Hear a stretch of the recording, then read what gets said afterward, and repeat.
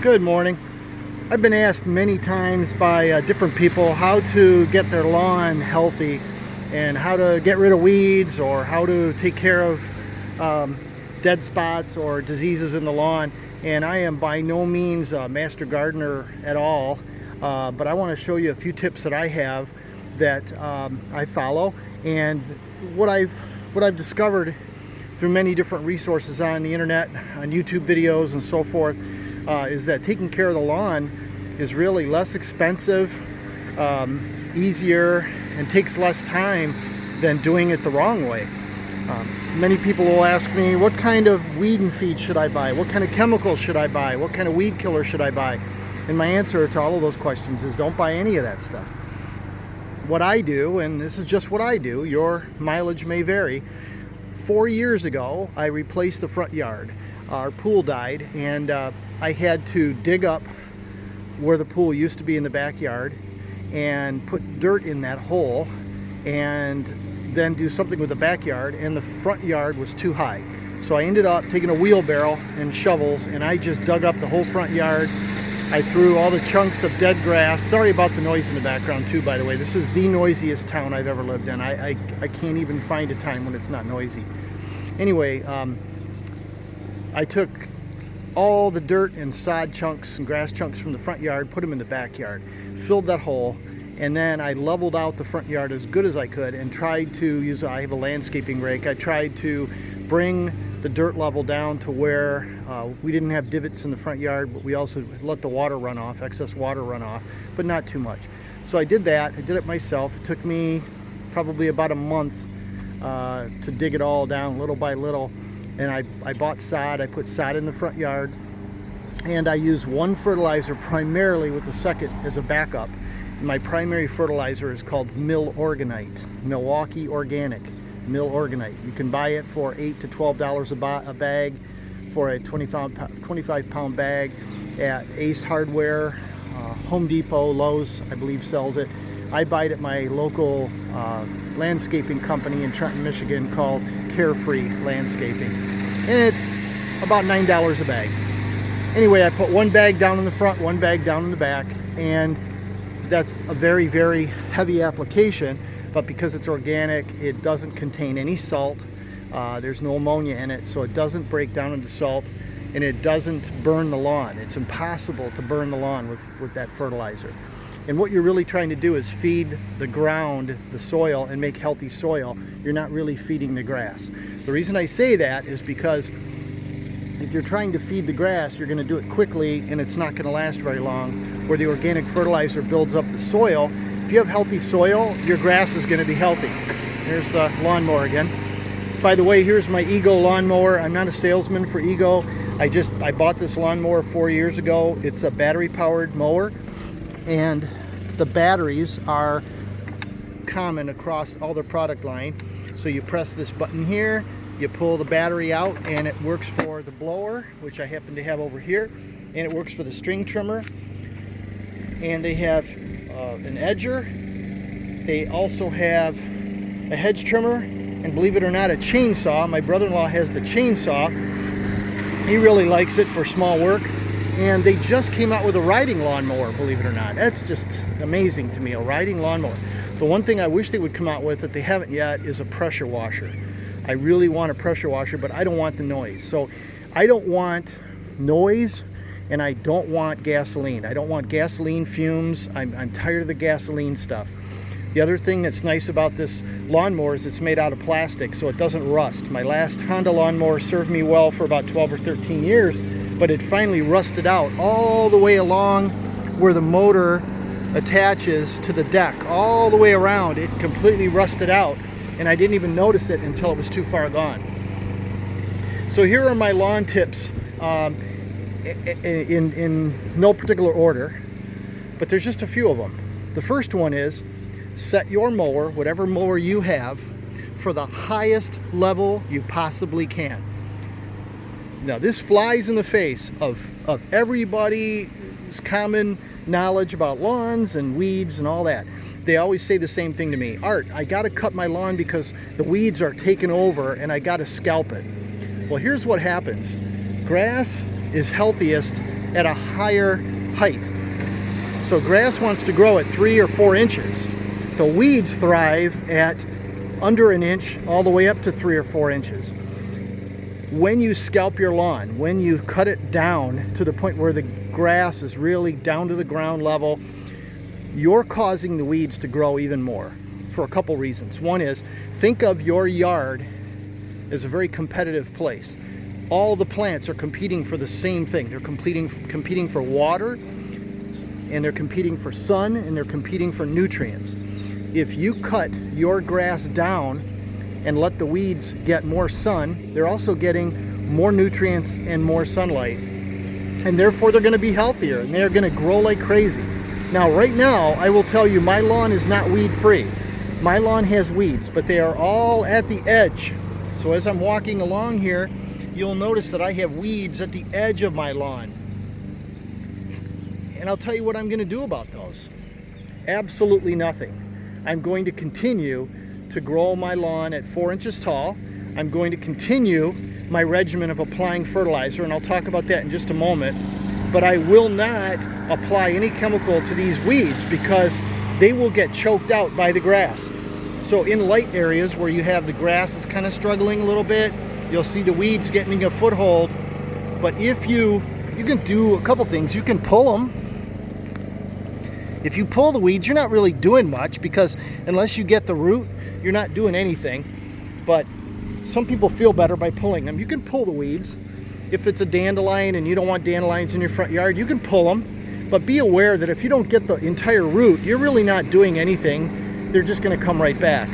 Now, I will typically try to pull dandelions or weeds that produce flowers because I don't want those seeds going all over and seeding themselves further in my lawn. So I will pull dandelions and other large weeds, things like creeping Charlie and things like that, but they come right back. So my first point is, grow your lawn tall as you can, 4 inches tall. Most lawnmowers out there don't go to 4 inches. Find the highest setting and set it for the highest setting. It doesn't matter what the setting is, just set it for the highest setting you can. If it's 3 inches or 3.5, then that's what you get. The reason, again, that you want to cut the grass at a high level is you want the grass to outcompete the weeds. You want it to choke the weeds out. You want it to grow at a taller level. And what that does is it keeps the sunlight, the nutrients, and the water from getting to the weeds. It also supports the grass roots, because the more of the grass blade that's available for photosynthesis, the healthier the grass is going to be. It's converting the sunlight and water and nutrients into sugars that the plant can use to build its roots. So what I'm doing right now is I'm building up the roots of my lawn. All I care about are these grass roots. If I were to take a shovel and dig down, these grass roots will go minimum 18 inches down into the ground. That's what you want. So here's the other thing. Along with cutting the grass as high as you can, you want to cut it as often as possible. Now this goes with 2 caveats. The first one being, make sure that your blade is sharp. I sharpen my blades at least several times a year. I have 3 sets of blades and I sharpen them at least once a month. I'll rotate through the blades. So while you're doing that, while you're sharpening the blade, you also want to make sure that you're mowing the lawn and you're not taking off more than maybe 1 inch or 2 at the most at a time. So here's what happens. People will say, well, I don't want to let my lawn look crazy, so I need to cut it. Okay, great. When they cut it, they'll say, well, I don't want to cut my lawn more than maybe once a week. If you let it go, especially in May, April, May, June in Michigan, and you let it go a week, it's going to be too long. And when you cut it, you're going to leave big chunks of grass all over the lawn. I see this all the time when I'm walking the dogs. I'll see big clumps of dead grass on top of the lawn. What that does is it keeps the grass from getting sunlight, water, and nutrients. It promotes molds, fungus, and weeds, and diseases. So you're getting a very, very unhealthy lawn by doing that. You want to take off the minimum amount of grass each time, and you want to mow as often as possible with the sharpest blades that you can. So get the sharp blades and use them. If you don't know when the last time you had your lawnmower blade sharpened, it isn't sharp enough. So Now that we're mowing set for the highest level, we're mowing with sharp blades and we're mowing as often as possible. Some people will ask me, how often is that? This time of year, maybe every 2 or 3 days, maybe every other day. It depends on how the grass is growing. The more you mow your lawn, the healthier it's going to be if you do it right, if you do it with a sharp blade, and if you cut off the smallest amount possible each time. Sounds kind of strange, but it's true. The other thing, now the next step, is that I apply organic fertilizer and I use Milorganite. There's another fertilizer that used to be called Ringer's Lawn Restore, and a company bought it called Safer. So now it's called Safer Lawn Restore, and it is another organic fertilizer, and it's slow acting. It does not contain salt. It doesn't break down into salt, so it works slowly. It feeds the roots of your grass, and I alternate. I buy that when I can. People will say, well, Art, that one's twice as much money as Milorganite. Milorganite's maybe $8 to $12 a bag, and Ringer's is $24 to $30 a bag. The secret there is that Ringer's contains twice as much product per pound of nitrogen on the ground, meaning if you look at the nitrogen content, and that's the food of the fertilizer, if you look at the nitrogen content, Ringer's contains twice as much as Milorganite, so you don't need to use as much, you use half as much. So it's almost the same price. I will tell you, the bigger your lawn, the more you're going to struggle, because organic fertilizer costs more money, and if you have a large lawn, you're going to pay quite a bit for the fertilizer. I have a very tiny lawn. I have 1,200 square feet of lawn in the front, 1,200 square feet in the back, so this is a postage stamp. So part of the reason that I kind of want my lawn to look really good is that it's such a small lawn that I feel compelled to make it look as good as I can, because if it was a large lawn, I wouldn't feel that compulsion, I believe. I would just say, you know what, it's good enough. And a lot of people feel that way, and that's fine. But this is so small. I'm thinking, if I can't make this little tiny patch of lawn look good, I'm kind of pathetic. The other thing is, I'm not looking for a monoculture. I don't want just a single thing in my yard. I don't want just grass, because I just want things that look nice. So if you look over here, you'll see that I have clover. I have a lot of clover. I have clover all over here. I love clover. I love it for a couple reasons. One is I like to mow it. It looks nice when it's nice and mowed. The other thing is that bees like it. It's the first plant in the spring that they can pollinate and make honey. And those of you who know me know that I'm a mead maker, so I need honey. I don't raise my own bees or anything like that, but I like to grow plants that the bees like. The other thing is that I like clover because when the dogs pee on it, it doesn't kill it. So in the backyard, I've been planting clover seeds, believe it or not. I'll be asked by people, isn't clover a weed? And the answer is no. Until the 60s, clover was considered a desirable plant. And what happened was the companies that manufacture weed killers, herbicides, and fertilizers and so forth came up with a chemical compound to kill broadleaf weeds. So that means any plant that has got a broader leaf or wider leaf than grass. So it makes the distinction about what to kill based upon how wide that leaf is. And most weeds have a very wide leaf. Well, clover obviously does too. So clover became included in that group of plants considered to be weeds, although I don't consider it to be a weed. You have to decide what plants you do or don't want in your lawn. I happen to like clover, so I don't try to get rid of the clover. I just want my front yard to be a uniform in appearance, but not uniform to the point where I only have one kind of thing growing. So I'm growing grass. I'm cutting it to 4 inches tall, in my case, with my mower. The other thing is I always mulch my clippings because it provides additional fertilizer to the lawn. The only time that I have ever used a bag with my mower and bagged my clippings is when I put the sod down for the first season. There were specific instructions by the sod farm. They said, do not put your clippings down as mulch the first season. Make sure that you bag it the first season. So I did. So my neighbor's pulling out of the driveway right now, so I'm trying to move a little bit so that we're not interrupted too much. So you'll see around here, this is a spot where I usually get fungus in here in the lawn, and you'll see fungus because it changes colors, which is hard for me to see because I'm colorblind. But now with my glasses, I can actually see the colors change. So there'll be occasional fungus growing in the lawn. And again, what I do is I try to make my grass healthy so that it can withstand the fungus.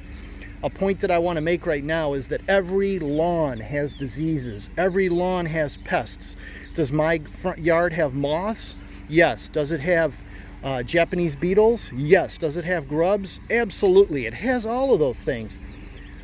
So my goal is to make my grass healthy so that it can withstand all of that. The other problem I have with people that are kind of fixated on their lawn is they tend to be the variety of people, you know, the stay off my lawn kind of people. Get off my lawn. My point is that if your lawn is healthy, you should be able to walk on it. You should be able to have dogs pee on it. You should be able to do those things and not have to worry about your yard.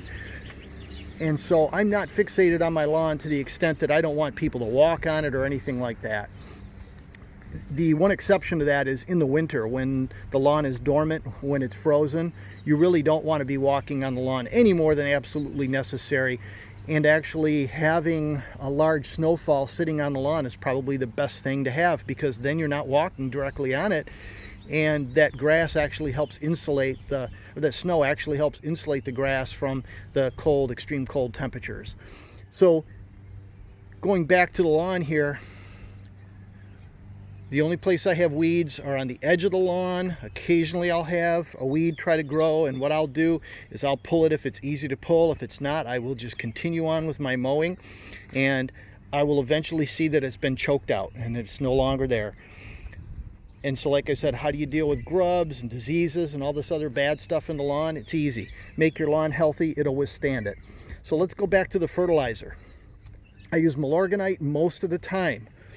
I put one bag down in the front, one bag down in the back. I apply it at the highest level my spreader will go because, again, it doesn't burn the lawn out. I don't have to worry about applying too much. The regimen that I use is very simple for me. I need simple. My very first application is at Easter. Some people will say use fertilizer or weed killer the very first time you see forsythias bloom. Well, I have a problem with that. I'm colorblind. I can't tell when flowers bloom. I don't really look for that because I've never been able to see it. Now that I have my glasses, my Enchroma glasses, I can see colors, but I can see all the colors. I can see everything. So I'm so distracted by that I can't really gauge things by when flowers are in bloom. That's just not something I can do. So what I do is I do my first application of Milorganite Easter. I put a bag in the front, bag in the back. Then I do my next one Memorial Day. One bag in the front, one bag in the back. Then I do my next one 4th of July. Same thing. One bag in the front, one in the back. I do my next one Labor Day. Same amount. Then I try to get as close to Thanksgiving as I can.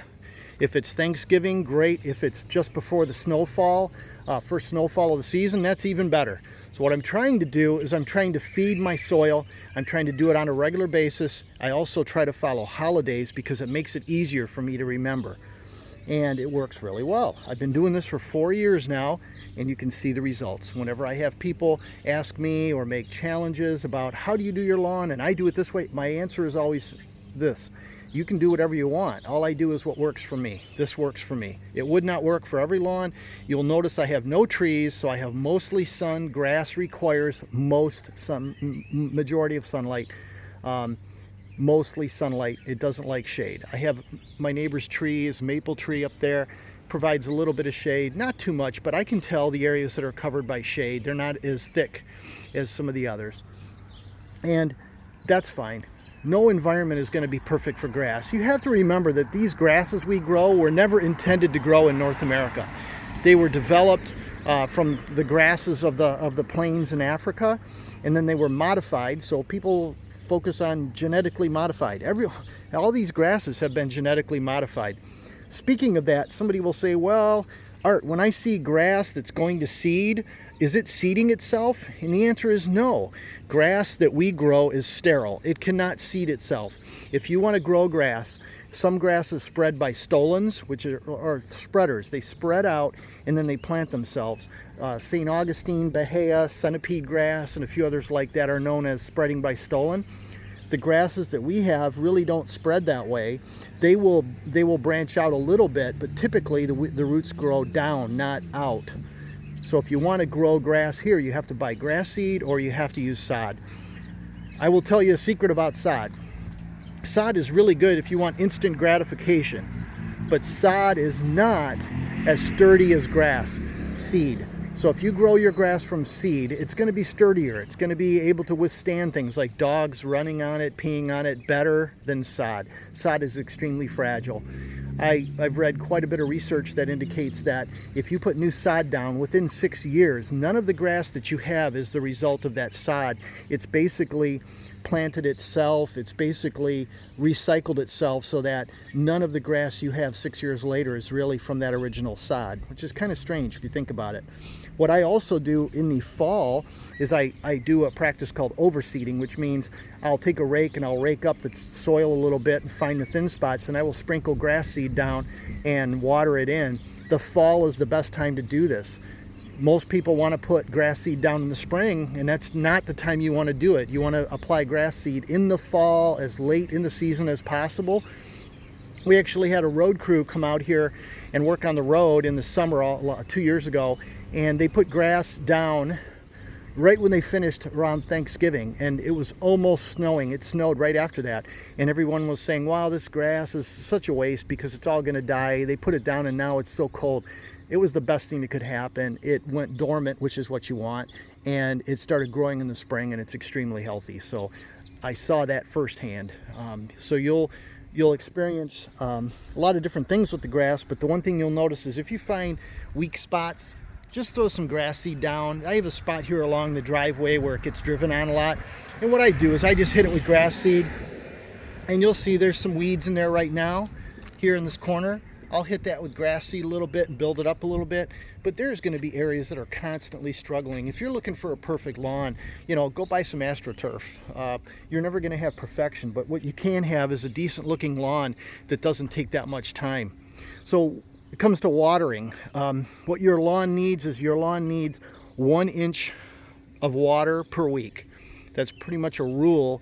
Some people will debate that, and you need 1 inch of water per week. Now, I don't use water measurers. I can pretty much guess or estimate how much water the lawn is getting, and that includes rainfall, obviously. So this time of year in Michigan, we get a lot of rainfall. I don't water the lawn. If you have a sprinkler system, that's great. You can do it in a much more measurable way, but I don't have a sprinkler system because my yard is so small. There's no reason to have sprinklers. So I water the lawn, and I'll tell you, watering with chlorinated water is not as good as rainfall. You want rainfall, but if you're not getting it, especially later in the summer, you're going to want to water. But here's the other benefit to growing your grass tall and supporting your soil so that the grass is healthier. My lawn, and everybody's lawn, has two choices in the summer. With the lack of rain, it can choose to continue to try to grow and stay green, or go dormant. If it goes dormant, that's a defense mechanism that grass has. It wants to go dormant to protect itself, and it will literally shut down the leaves and try to live on the sugars that it's already stored up and the sugars that are stored in the roots. There's nothing wrong with dormancy. If your grass is going dormant and turning brown in the summer, that's fine. Once it does that, you have to decide, are you going to let it go dormant or not? If you let it go dormant, don't water it. If you don't want it to go dormant, water it, but be aware that now you did that, you're going to have to continue watering that lawn throughout the summer, and people will go on vacations and so forth, and they're not going to want to water their lawn all summer long. So most people will not mind if their lawn goes dormant. I happen to want this little patch to stay green, so what I do is I water it. It's not a big deal. It's so small, so I do water it. So now we've covered mowing, which is the biggest thing. We've covered fertilizing. We've covered watering, very high level. Is there anything else? A couple things. One is you don't need to apply any chemicals to the lawn. I'm not an anti-chemical person per se, but with two golden retrievers who are always in the lawn, I really don't want to apply any chemicals in the lawn that I don't have to. The other thing is it's cheaper to not use chemicals. You're not having to buy chemicals. And once you go down the route of applying chemicals, it seems like it just never ends. You're constantly applying chemicals, and I don't want to do that. But I'm not anti-chemical. There are some times if you've got a lawn disease and you really want to eradicate it, you may have to use a fungicide or something like that to kill it. I'm not a well, let me give you an example. My neighbor said, oh, it's so nice that you're trying to protect the environment by using a battery-powered lawnmower. Well, that's not the reason I bought it. I'm not anti-environment, obviously, but I didn't buy it for that reason. I bought it because I consider it to be the best lawn mowing quality for the dollar, and it does everything I want without the disadvantages of a gas mower. I don't have any gas fumes. I don't have to store gas. I don't have to worry about taking care of spark plugs or anything like that. The batteries have a 5-year warranty, so I'm not concerned about the batteries. The batteries are shareable among all the tools that I have in the yard, and I needed all new lawn tools. And the other thing is that the battery from 0 to full charge takes 1/2 hour. So that's why I bought the Ego. That's why I'm so happy with it. So the other things about the lawn is that focus on making your grass healthy, because if you do, it can withstand everything else that happens to it. Dogs peeing on it, lawn diseases, any kind of Japanese beetles. Right now, if I were to dig up a spot in the grass and show you, I guarantee there would be grubs in the grass. It doesn't matter, because grubs can be tolerated by a healthy lawn to a certain extent. If you have a lot of grubs, and there's a certain way that you can measure per square foot, and you can find out how many grubs you have. And if you have an infestation of grubs, you may have to apply chemicals to do that, to get rid of them. I don't do that because I started off with a healthy lawn. So I haven't had grubs really take over. But one thing I will tell you is when I put the sod down, what I used for a starter fertilizer was the same organic fertilizer that I've been using, my Milorganite. And you could also use the Safer Lawn Restore that I mentioned earlier. So the other reason that I love my lawnmower and my blower is it doesn't make a ton of noise. So you can hear my neighbor 3 doors down with his blower right now. There seems to be a competition in Wyandotte how much noise you can make with your lawn implements. I try to make as little noise as I can. And what I can do is I can go out here and mow. The funny thing on this lawnmower, my neighbor laughs at me because it's got headlights. And I've actually mowed in the evening when I had to use the headlights. You can see the headlights on the front. I actually had to mow in the evening, and I used the headlights so that I could see what I was doing. So that's kind of fun. So going back to my point here, and I'm going to walk you back to the backyard. The backyard is a catastrophe, and I've got to replace this fence this weekend, this little snow fence, just to keep the dogs, to remind them where to go. Is that the backyard is a mess because the dogs want to be back here, and they're always playing really rough on the grass. So you see what's coming in. Clover. Clover tolerates the dogs. Grass doesn't. I've tried every kind of mix of grass seed I can, athletic mixes. I've tried everything. What we also do is Beth plants mint and some other plants in the flower beds, and you'll see that the mint kind of takes over, which is kind of nice because a low growing mint will actually creep into the lawn, and when you mow the lawn, you're actually mowing the mint, which smells really nice. So this is all clover here, so this is all getting mowed today. And you'll see dead spots, and I just planted Corsican mint in the dead spots. Corsican mint is a low growing mint that should take off and start creeping along and start filling in the low spots. And you'll see here, we've got some clover coming in. The only reason I want the backyard to be green is because I just don't want to have the dogs tracking in dirt. You'll see the central area, which is just destroyed, and that's where the dogs play. Now, I could restrict where the dogs go in the backyard, but our backyard is so small, I want them to have the full access to the backyard. I mean, that's it. It's just a postage stamp, but I want them to have access to it. And so the clover works really well. It's just specifically likes edges of the lawn, so it's going to grow around the edges of the lawn, the porch, the patio, wherever you put it. It's just going to really like to hang around the edges. So I do that. So let's see, did I forget anything about the lawn? We covered mowing, we covered watering, we covered fertilizing, various other subjects about the lawn. Oh, okay. How much time does it take to do this? I spend 1 hour a week on my lawn. 1 hour. How much does it cost? I think I worked it out to, it's probably $30 a month to buy the fertilizer during the summer. If you can get a better price on the fertilizer, if you can buy it in bulk and keep it in a dry place in your garage, you can probably get it for a better price. But it's about $30 a month, and that's reasonable, I think, to keep a nice looking lawn. The other thing is, people have asked me, you know, well, Art, what about doing something different instead of grass? Why don't you do something more interesting like a rock garden or something like that? You know, other people have done that. You can do that. The problem I have with it is that most of my neighbors have a lawn, and if you do anything different than what everybody else is doing, your lawn kind of, your house kind of sticks out. And I don't want our house to stick out right now. I kind of want it to fit into the neighborhood. So I really don't want to go to any extent to make it look different or unusual. Several blocks over, we had some people that put a rock garden and things like that in their front yard, and it looks nice, but that requires a lot of maintenance too. And I'm not into the maintenance of the lawn, believe it or not. I want to maintain my lawn with the lowest amount of maintenance as possible. So everything that I do is all around low maintenance. A common comment I'll hear from my neighbors is, wow, your lawn, or people that were walking their dogs, they'll say, wow, your lawn looks so nice, you must spend a lot of time on it. I do not spend a lot of time on my lawn. I don't. My goal is to spend an hour or two at the most per week on my lawn. So you hear all my neighbors are out here working on their lawns today, and what I'm going to do is I'm just going to go out and mow the front and back, and I'll be done in 15 to 20 minutes because it's so small. And because my blade is so sharp, it literally chops up that grass really nice and fine. And I mulch it. If it lays on top of the grass, I will go over the lawn twice with the mower, 2 different directions. That's one other thing I want to mention too. When you're mowing, always try to go over your lawn in different directions. It can be challenging, but what I try to do is I'll go at a diagonal one week, the next week I'll go in parallel or horizontal lines, the next time vertical.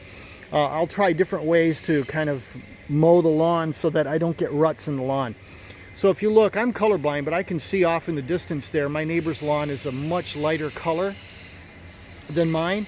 The neighbors across the street, the lawns are a little different color, and that's primarily an indication of nitrogen level and also iron. You can, and I would recommend that you get your lawn tested. You can take some soil and send it in and get it tested, and you're going to look for things like iron and micronutrients. Micronutrients are chemicals that you should have in the lawn that your grass needs that you're not going to normally get naturally. You can get them naturally, but you may have to apply some other things like gypsum or lime or other adjuncts, they call them, to get your lawn healthy. But I would not just indiscriminately apply things to your lawn assuming that you need them. I would first get the lawn tested. Now I will tell you, I've never had my lawn tested, but based on the appearance of it and the health of it, I don't believe that I need to get it tested. But I'm also not going to go, I did add iron last year, but I'm not going to add iron for another